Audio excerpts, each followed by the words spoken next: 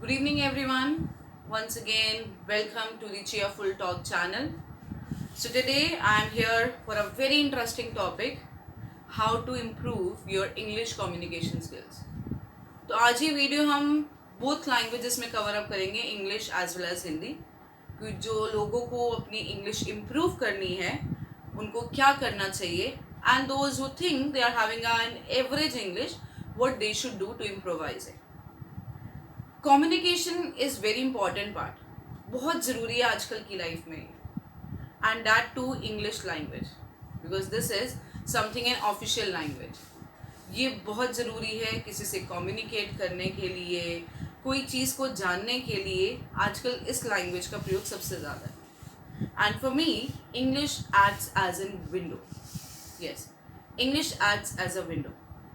Basically ये language हमें बताती है कि हमारे आसपास की सराउंडिंग्स में हो क्या रहा है, कोई डेवलपमेंट हो रही है तो कैसे हो रही है, कोई चेंजेस पता चलते हैं वर्ल्ड में तो हमें इस लैंग्वेज के थ्रू पता चलते हैं.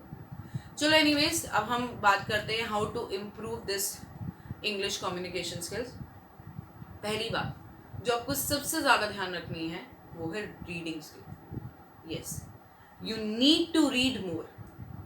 आप जितना ज़्यादा से ज़्यादा इंग्लिश बुक्स पढ़ोगे आपके लिए उतना बेनिफिट है.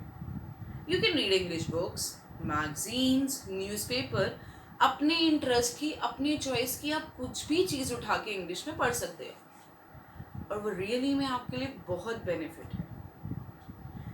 रीड के बाद हमारा नेक्स्ट थिंग आता है लिसन. यस, हमें ज़्यादा से ज़्यादा इंग्लिश न्यूज़ चैनल्स देखने चाहिए और सुनने चाहिए.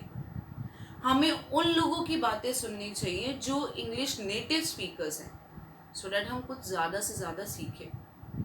और आजकल जब सब लोग ट्रैवल करते हैं, सबके हाथ में स्मार्टफोन्स हैं, तो what we can do, we can listen to the audio books as well as to the podcast. Travelling time भी आपका बचेगा और आप कुछ नया सुनेंगे भी उसके अंदर. नेक्स्ट थिंग आप क्या कर सकते हैं, राइट. Yes, absolutely right. ज़्यादा से ज़्यादा लिखिए इंग्लिश में, अपने थॉट्स डेवलप करिए, जो सुना, जो पढ़ा उसको लिखने की कोशिश करिए. You can create a blog for that. Yes, और as everyone is using social networking sites these days, आप उस पर कुछ ना कुछ लिखते रहिए. You should write something in English. कुछ अपलोड करते हैं तो इंग्लिश में आगे डिस्क्रिप्शन दीजिए. Whatever you are doing it, do that, but you should write it. Even you can write a diary also. But yes, technology wise हम advance हो रहे हैं तो you can use this social media for it. Next thing, you should watch. Yes, you should watch the English news channels, watch documentaries, even English movies you can watch. वो भी आपके लिए बहुत बेनिफिट है. ये सारे टिप्स आप करते रहेंगे रेगुलर बेसिस पे तो आपको बहुत बेनिफिट मिलेगा ना. मोस्ट इम्पॉर्टेंटली ये सब करने के बाद सबसे इम्पॉर्टेंट है टू स्पीक. यस, चाहे आप जितना भी रीडिंग कर लो, लिसनिंग अपनी डेवलप कर लो, लिसनिंग स्किल्स यहाँ पे you should write it, but most importantly you can't neglect speaking. Speak as much as you can. जितना ज़्यादा से ज़्यादा हो सकता है इंग्लिश में बोलिए. Talk with your family and friends, talk with your colleagues. You should do this thing and speak English on a daily basis. You should create an atmosphere at your home so that with you others can also speak, because this language is beneficial for everyone, not just for you. So you should speak this language. You should improve yourself. Next thing, explore. ज़्यादा से ज़्यादा अपने आप को explore करो इस language में. Try to improvise and increase your vocabulary. Yes, अपनी vocab को increase करो. न्यू वर्ड्स देखो. You should think मैं कौन से वर्ड्स यूज कर सकते हैं and do that. Next thing, don't feel afraid from your mistakes. Yes, obviously we do mistakes.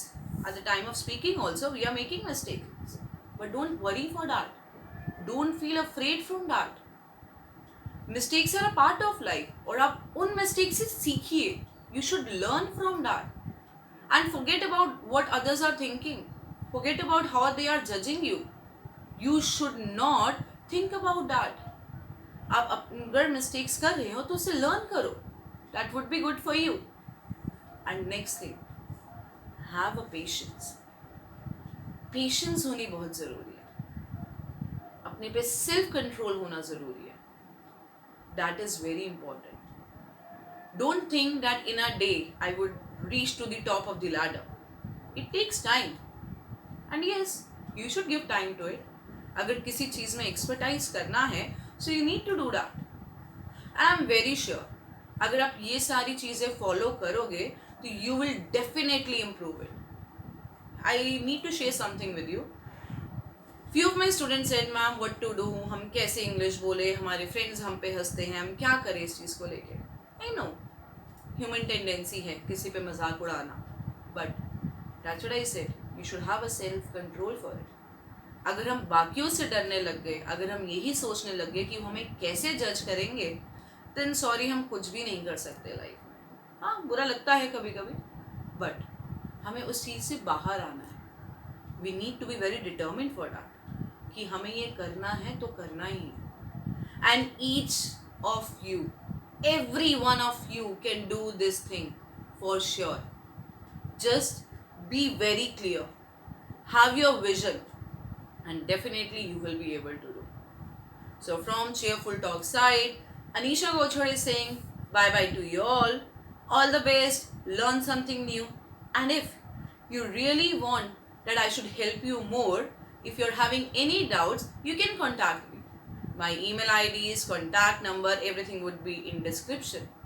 But before that, you should like, share, comment and subscribe Cheerful Talk.